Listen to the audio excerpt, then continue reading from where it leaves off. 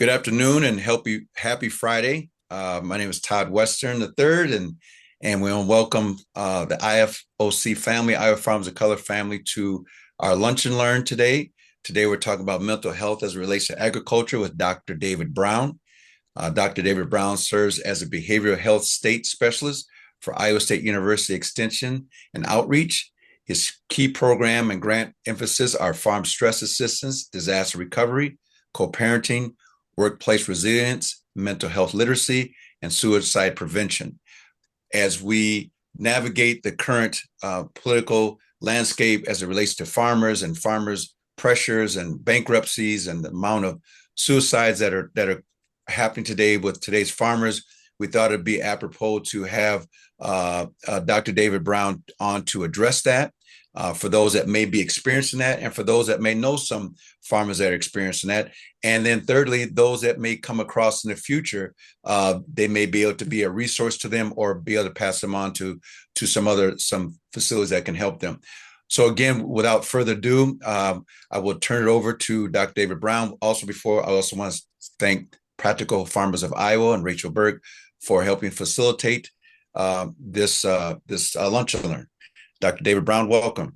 All right, thank you, Todd, and thank you for the invitation to speak here because I've been doing a lot of speaking around Iowa about kind of the current issues that are addressing that are impacting farmers and maybe some ways to help remediate and maybe help them become a little bit more resilient. So thank you for that introduction. I want to talk a little bit about kind of what were kind of the current farm stressors that are typically going on right now in Iowa. And obviously, the Iowa farmers of color, the farmers of color have a little bit additional stressors that they're experiencing as well. But we know there's a lot of unpredictable work interference, farm income issues, pressures being a farmer of color.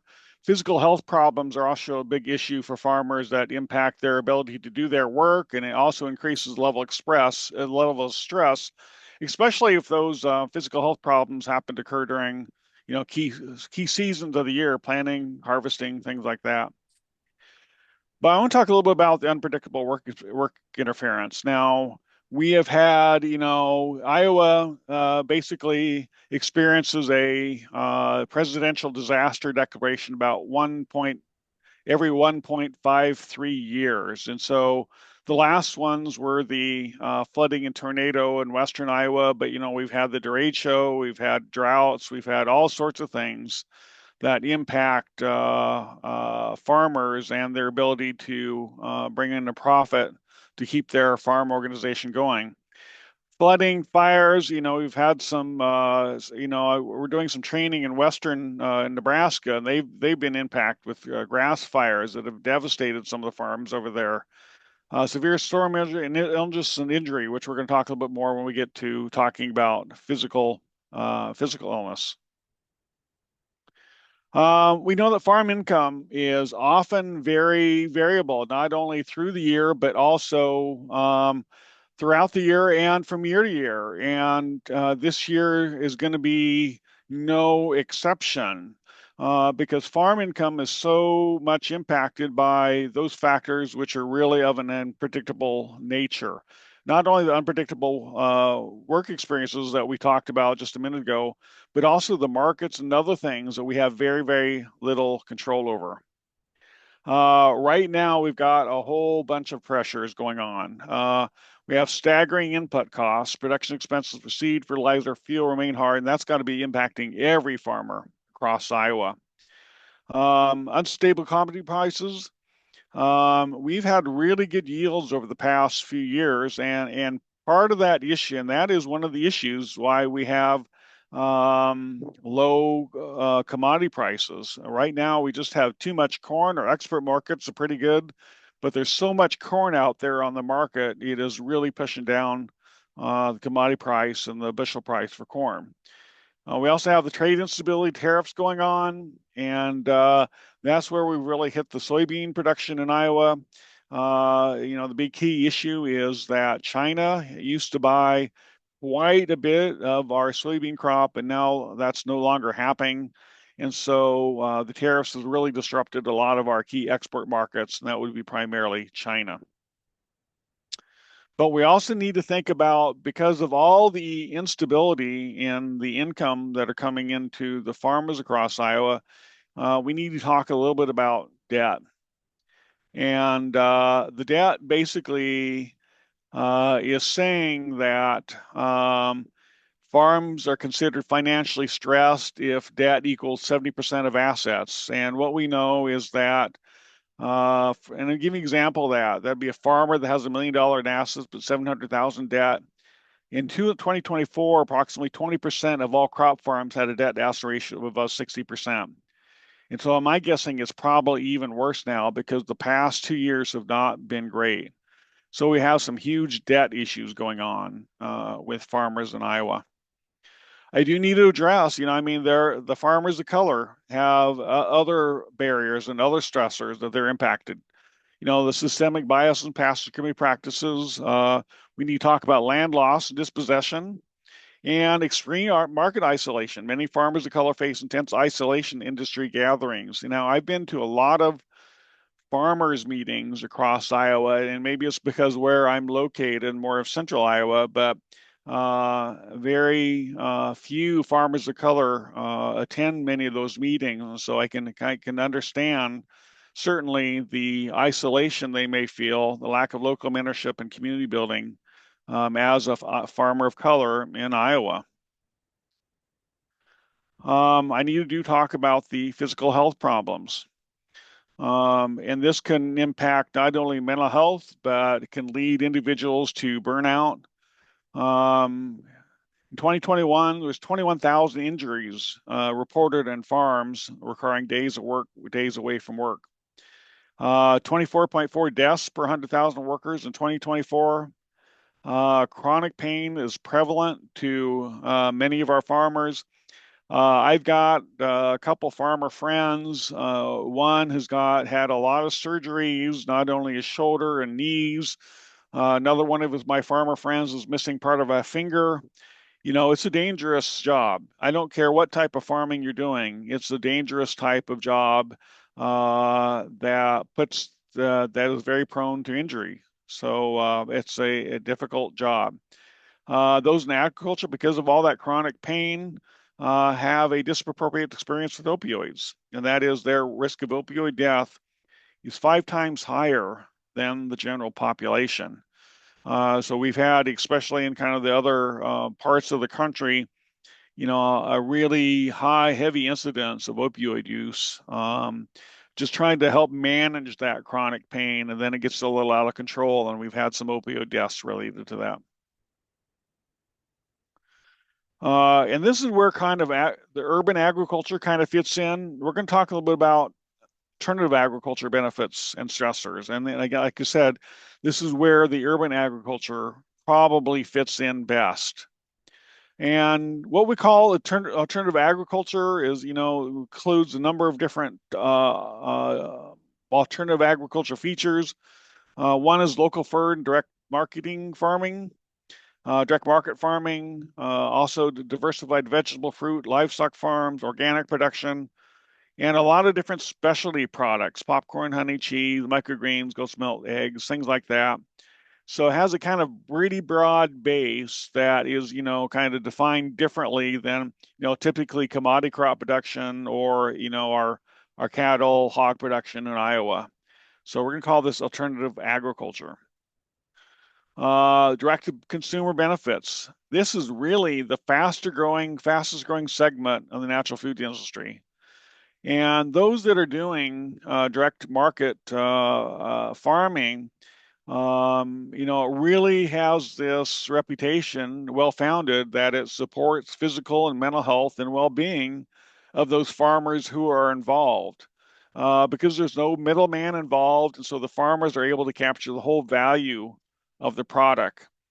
And these farmers that are doing this type of work are very, very proud of their production practices because they are helping to feed their communities directly.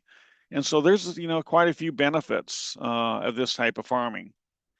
The different type of retail market strategies around that, including farmers markets, which is probably the most known.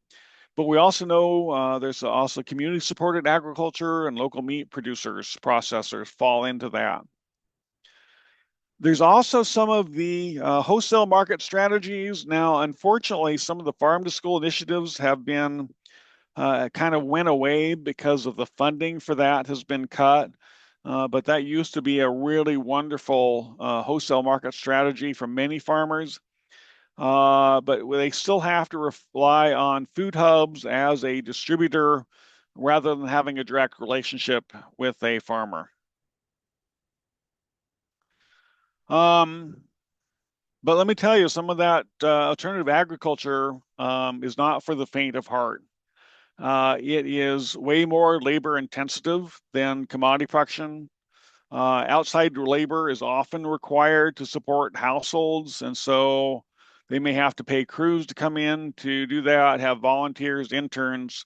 It is heavily labor intensive, and so they have to find ways to support that market and so be able to bring in the crops and harvest and things like that. And if you're looking at volunteers or any ones that bring in external groups to kind of help and support that uh, local production, you can get volunteers who are not acclimated to the heat or the sun, and they're involved in heat stress or sun exposure. And even on the smaller farms, some of that small equipment can be really difficult to operate. And so, you have some farm labor issues beyond just, the need for additional farm labor. A lot of equipment challenges. The smaller farms, a lot of the farm equipment implements that are being bought right now are huge. And so it may be a little bit harder to find, smaller equipment, and even the smaller equipment's expensive. And so sometimes alternative agriculture producers will look at used or older equipment, or they'll develop their own implements. Again, smaller, not necessarily safer. And, that smaller used equipment may be hard to access or even find. And so the smaller alternative agriculture production has some equipment challenges as well.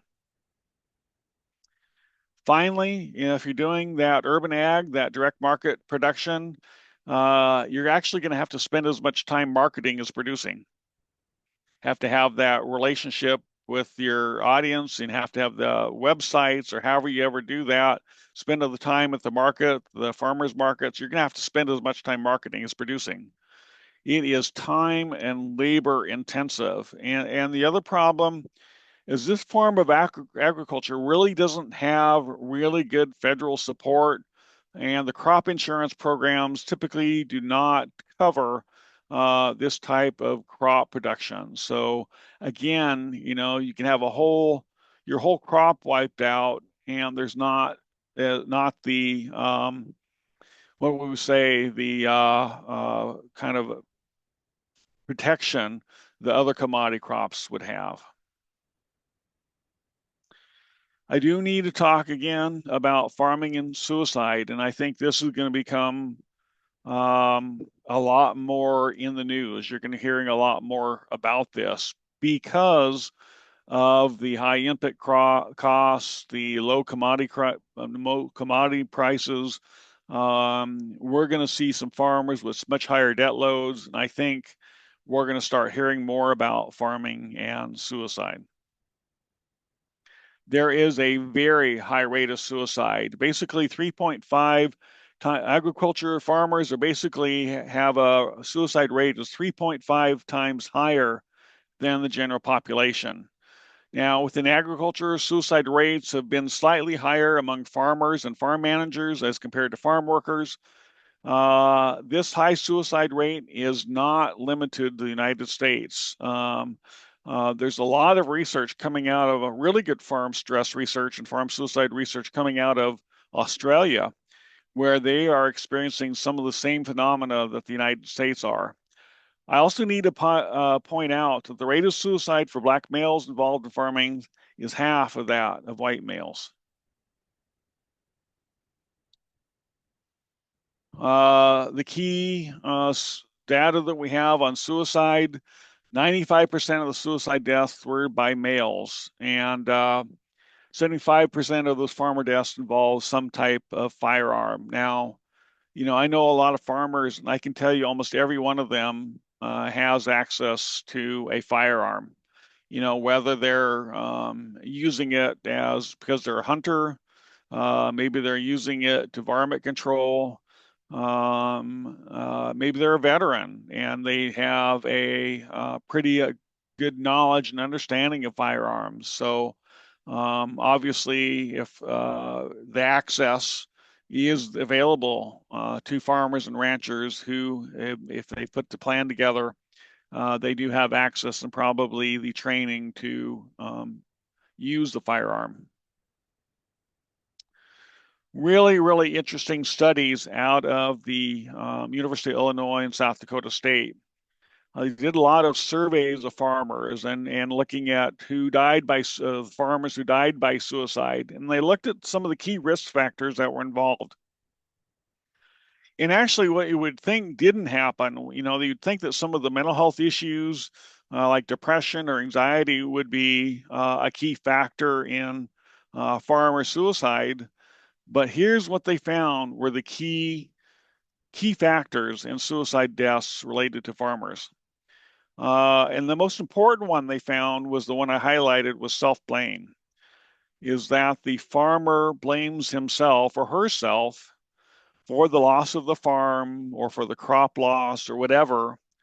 And again, as we talked about, there's so much of farming that is outside of the farmer's control, that yet they take the blame for what's going on. And that self-blame, especially if they've lost a farm that's been within the farm for generations, that places them at a very, very high risk for suicide.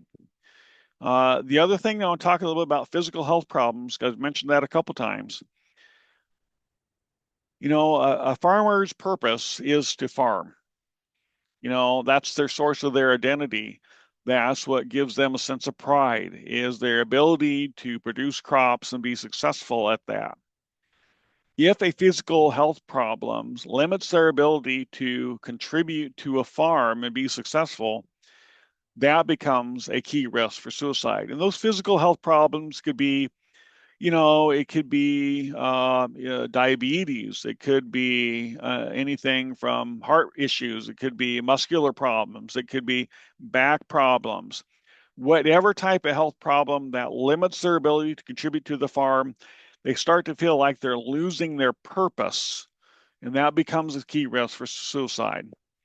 And finally, again, the loss of identity. Many farmers are living on a generational farm, and their father, grandfather, great grandfather all farmed the same land.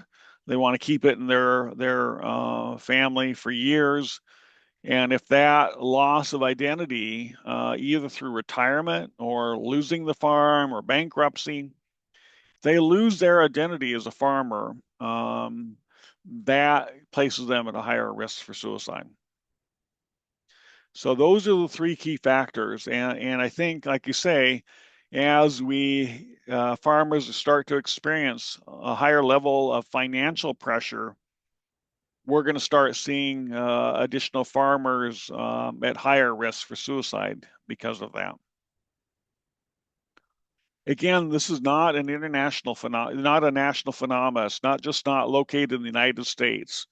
Now, the research out from external, what I talked about, found some other risk factors. Number one, depression. And we typically understand, depression is a risk factor for many suicides. Drought, especially if that led to the farmer's inability to continue farming, and indebtedness, when that debt load of the farmer was so high, again, it was going to contribute to the farmer not being able to continue farming. Those factors were international risk factors for suicide. Okay, well, we have all this stress. I just talked about all the stressors that, we're experiencing, not only kind of the commodity crop production, but also alternative urban agriculture. So what can we do to help manage some of that? Well, I'm going to give you four key tools to help manage and become more resilient as a farmer. The first one is you have to get physical activity. You have to move. A variety of different things you can do: walking or running, bicycling, dancing, swimming, hiking, basketball, pickleball, many, many other activities. Now, many farmers will tell me, oh, yeah, we get a lot of physical activity doing farming. But the key thing is that you have to have 150 minutes per week, but you also have to have activity that gets your heart rate up. We need to get that heart rate beating a lot faster. And even though I know the farmers are moving around a lot, but some of their movement and what they're doing may not get their heart moving at a much higher rate. So what we need to do is we need to get their physical activity um, at a much higher rate. And that's some of these other activities are ways to do that. Also, you need to get a good night's sleep. And that is 7 to 9 hours per night. You know, we talked about physical activity. Your goal is 150 minutes per week. Well, a good night's sleep is 7 to 9 hours per night. And there's some things that you can do to actually improve your sleep. Number one is you need to keep a regular sleep schedule.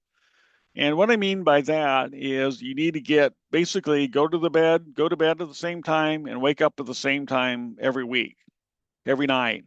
Because what we're going to talk about here is basically these are some things that you can do to train your brain and body to get a better night's sleep.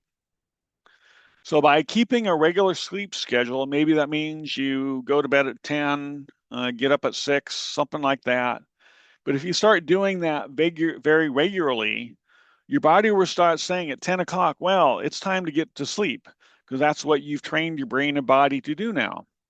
So at 10 o'clock, your body will say it's time to wind down, time to get ready to go to sleep. You need to follow a regular bedtime routine. So, for example, some of the things that I do, I about 15 to 20 minutes before I go to bed, I will get out a book to read. And I've been doing that for years. And so by getting out a book to read right before bedtime, that's a signal to my brain that's saying, hey, it's about time to go to sleep. Now, other examples of bedtime routines, some people journal. You know, if you have all these things you're thinking about you have to do tomorrow, we'll journal, write those down, make sure you don't forget them. And so you can go to sleep kind of thinking, okay, I am prepared for tomorrow because I've already written down all the things I need to do tomorrow.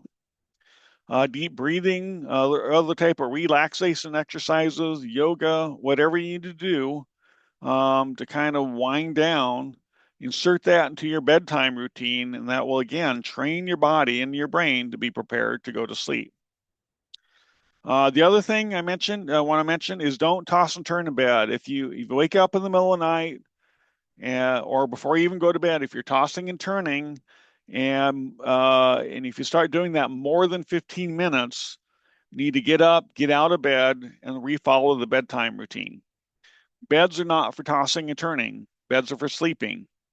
So if you do that toss and turn more than 15 minutes, again, get up and refollow your bedtime routine. We also know that we typically sleep a lot better in a room that's comfortable, a room that's dark, a room that's cool, and a room that's quiet. So I always sleep a lot better during the winter because it's cooler outside. We don't get as much light during the day, and since it's so cold outside, we just feel like we're going to hibernate.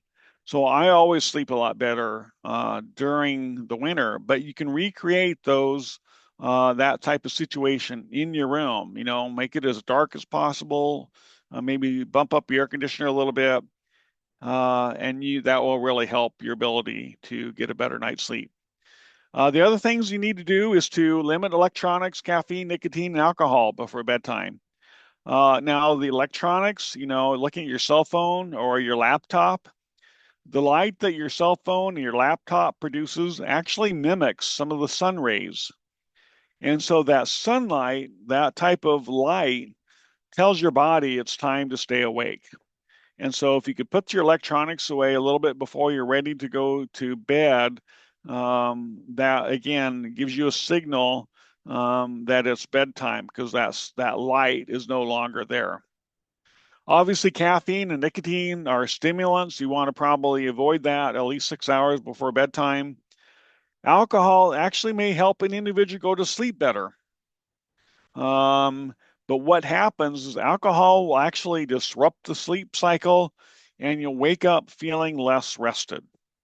So again, we're trying to want to avoid alcohol right before bed. Finally, we've got so many people that use the bed for things other than sleeping. Do not use the bed as a home office or movie theater, okay? Because what happens if you use your bed as a home office, your brain, if you're in your bed, the brain doesn't know if we're supposed to be active and alert in bed or if I'm supposed to be sleeping in bed. Same thing with the bed. If you're using the bed as a movie theater, watching movie or as TV, again, you don't know whether or not your brain and body should be sleeping or active alert watching some type of entertainment. So these are kind of some factors that you can do to help limit and manage and prepare your brain and body to get a good night's sleep. The other thing is type of social connectedness. One of the things I really talk about this is that social connectedness is one of the key factors, protective factors, involved in suicide risk. So the more socially connected you are, the less likely you are to die by suicide. And there's all sorts of things you can do. Again, quality time with family and friends, date night, join a group, get to know your neighbors, phone call, FaceTime. Um, as Todd mentioned in my introduction, I am a licensed marital family therapist. I'm a marriage counselor. So one of the reasons I put the picture on the screen was I really try to focus helping people to suggest that they need to get a date night. And the research says that every one of us should have a date with our partner at least once a month. Now, usually in my audience, if I'm a live audience, I've asked them to raise their hand if they've had a date in the last month. And I would be surprised at how many people have not done that. So again, I do recommend, all right, good Todd, you've had a date, all right, good deal. So again, you need to have that date night at least once a month because that really helps to solidify that most important relationship you have is with your partner, and so kind of rekindles those fun things that brought you together in the first place. So have a date night. So I gotta push that, because that's my job. I'm a marriage and family therapist, so I'm glad to talk about anyone about having a date night. Now, for me, my wife and I, we're old. For us, a date night is me getting some food at a restaurant, bringing it home, and watching a Hallmark movie together. For us, that's a date night. Gotta love the Hallmark movies. Finally, one of the other things I need to talk about, and I think this is one of the most important ones, is volunteering. And now I think you're probably wondering, oh my gosh, we're already too busy. We got all this farm stuff going on, and you're telling me to volunteer? He said, yeah, I am.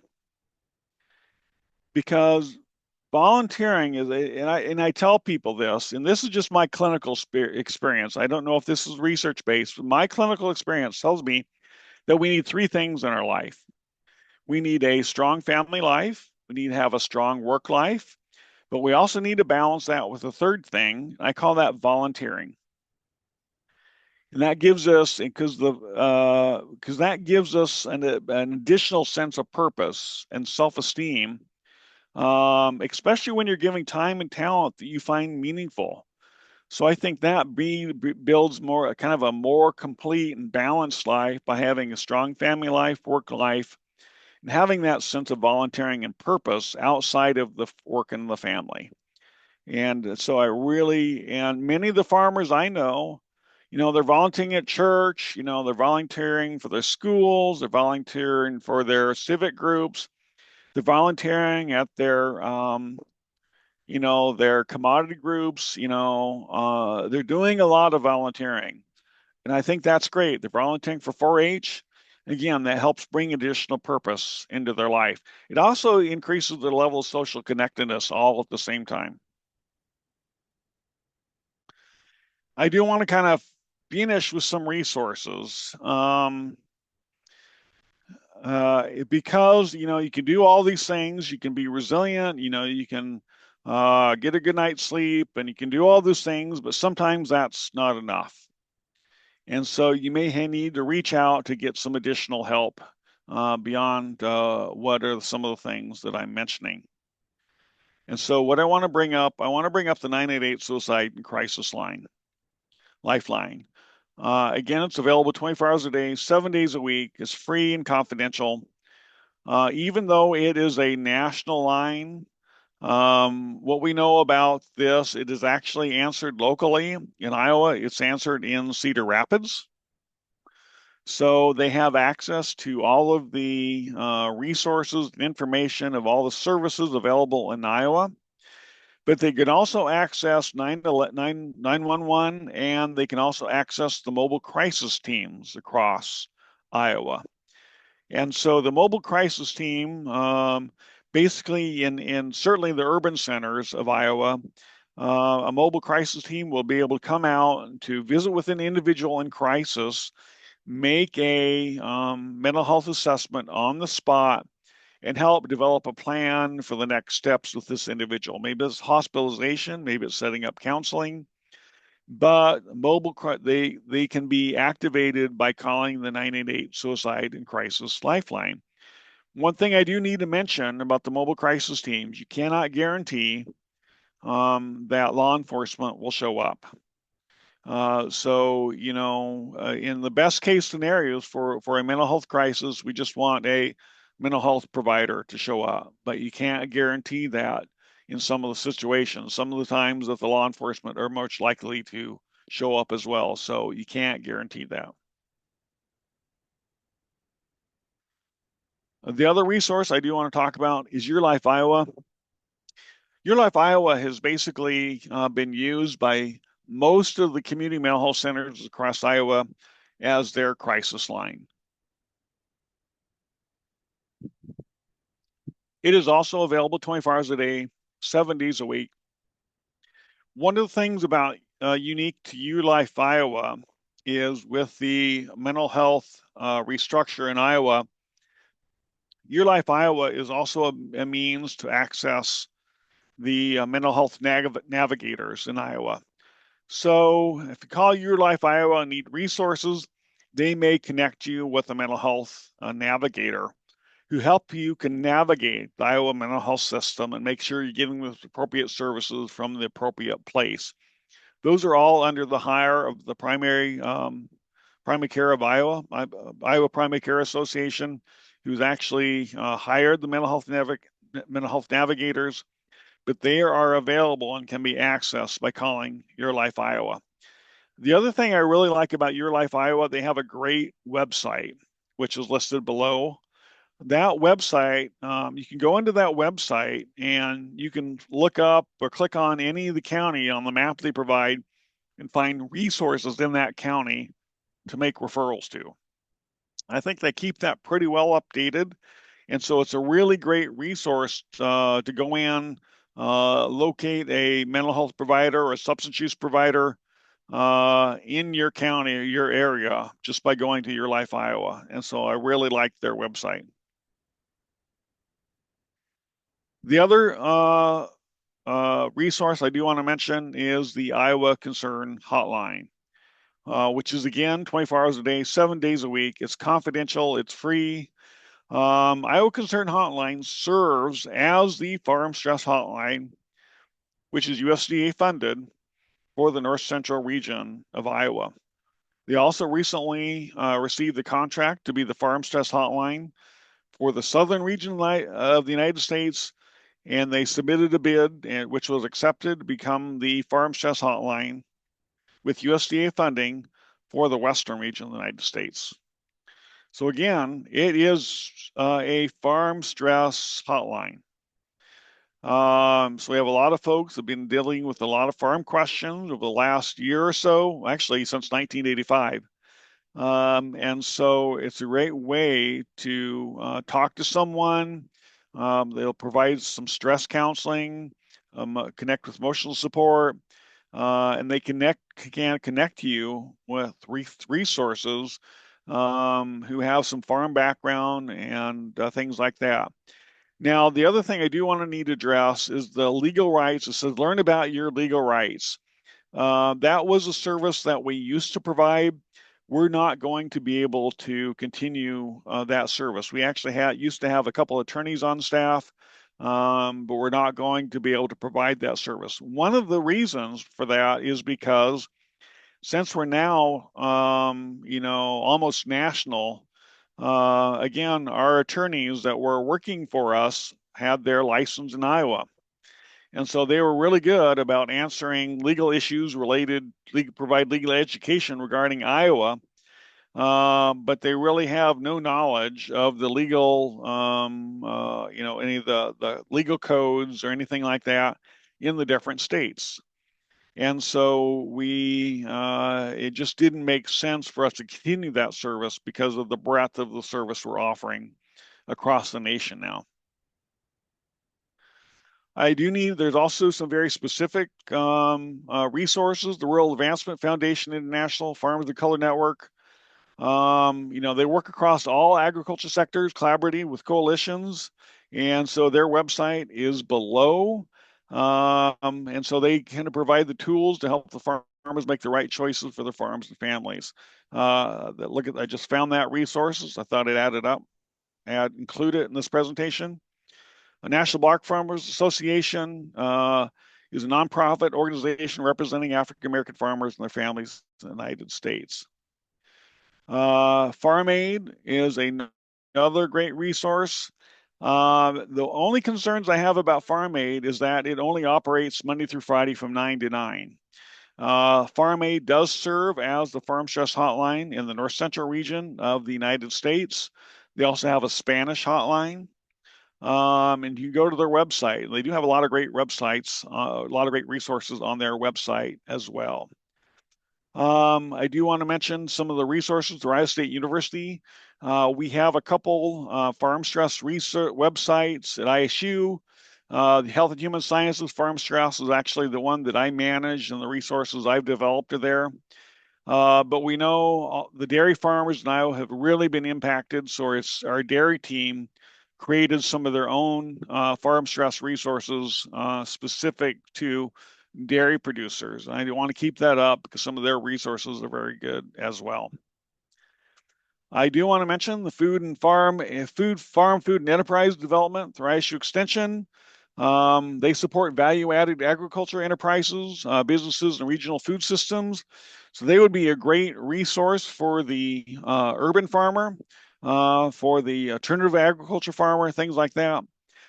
And I feel really remiss because one thing I don't have up here, I don't have a slide for Practical Farmers of Iowa.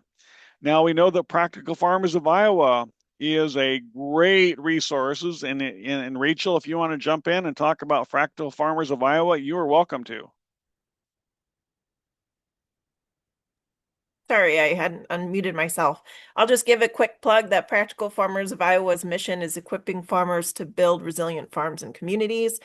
And just like the Iowa Farmers of Color group, it's a place for farmers to come together, to engage, and to build their communities, and confide in one another and be together. And as you talked about, David, having that sense of community is a real asset. So yeah, just to plug both Iowa Farmers of Color and Practical Farmers of Iowa. Yep.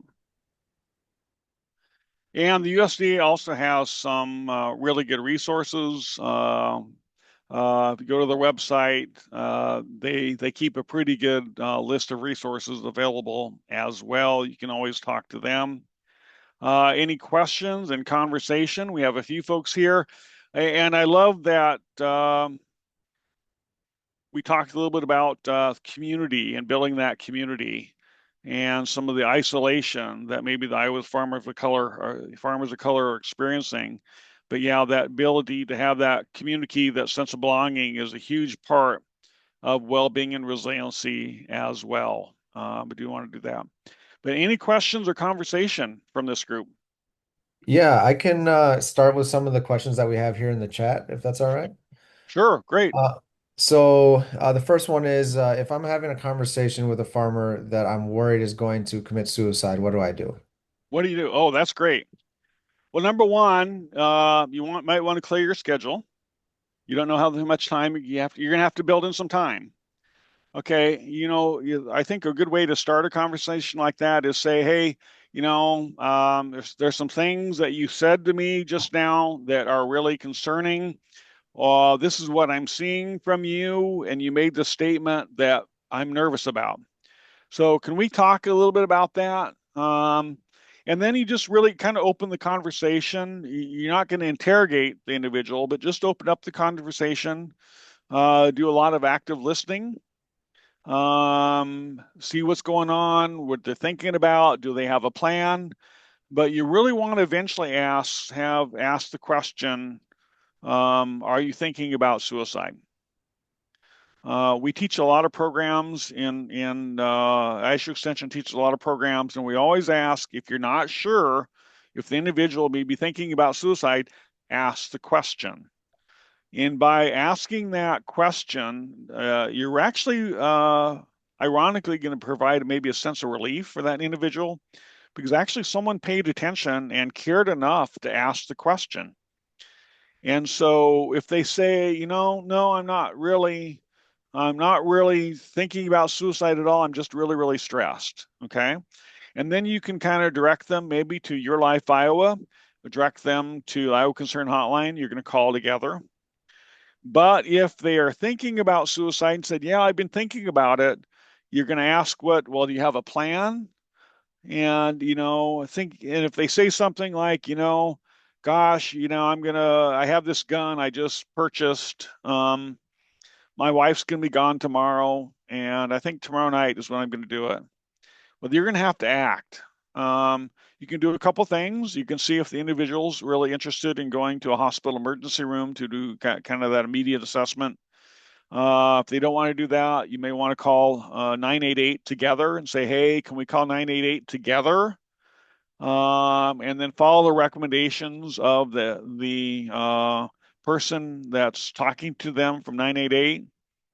You're never going to leave them if they're actively suicidal. You're not going to leave them alone until you have kind of provided a warm handoff to someone else. It could be a mobile crisis team member.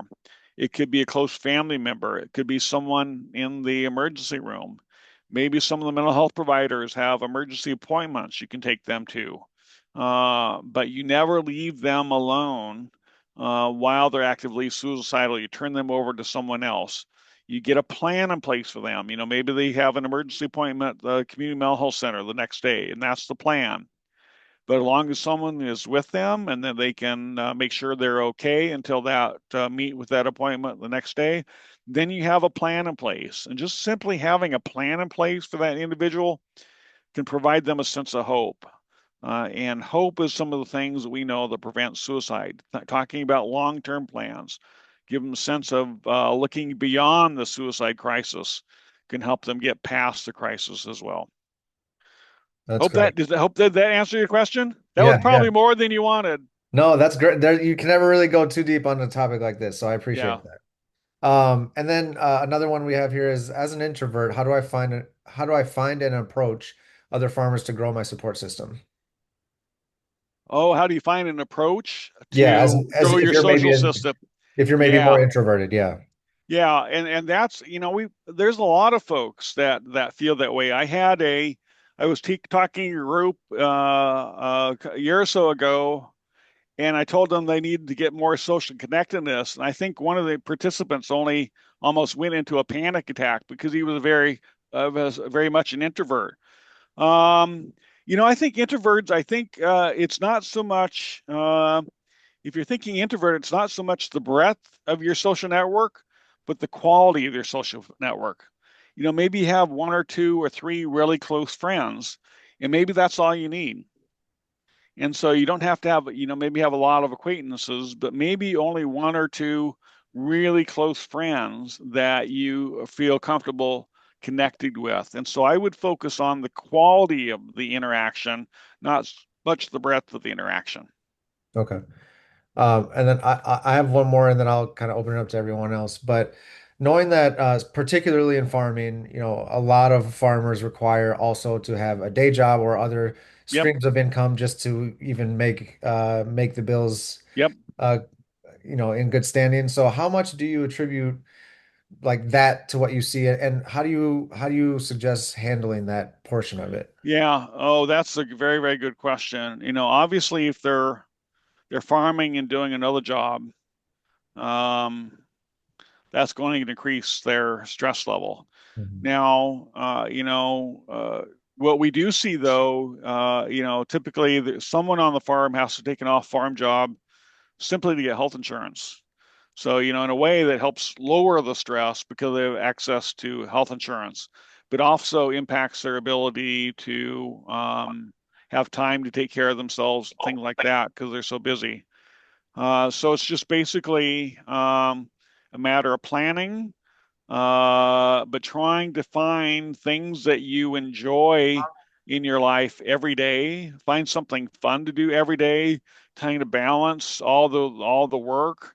How do you continue to try to find a date and have that little snippets of self-care during your day? Maybe it's a half hour of alone time, having a lunch on your own. Uh, where can you build in that sense of something you enjoy as much as possible, given how busy you are during the full part of your day, because your stress level is going to be high because you're doing two jobs. Right. Okay. Anybody else have any other questions? All right. I'll maybe ask another one here just to see if anyone else has time to think of it, another question. But is there anything to be noted or anything that you're finding in the research about farmers with children, and that's also sometimes like another job as well on top Oh of yeah, everything else. and the farmers with children. And one of the things I would say with farmers with children, I mean, obviously you just have the same parenting issues that any family has. Right. But if you look at the other key stressor in many farms across Iowa is they have multi-generation farms, and then you have the issues of succession planning and do they have enough revenue to support another generation farming, Mhm. and that builds in a whole different set of stressors that the family. I tell the story of.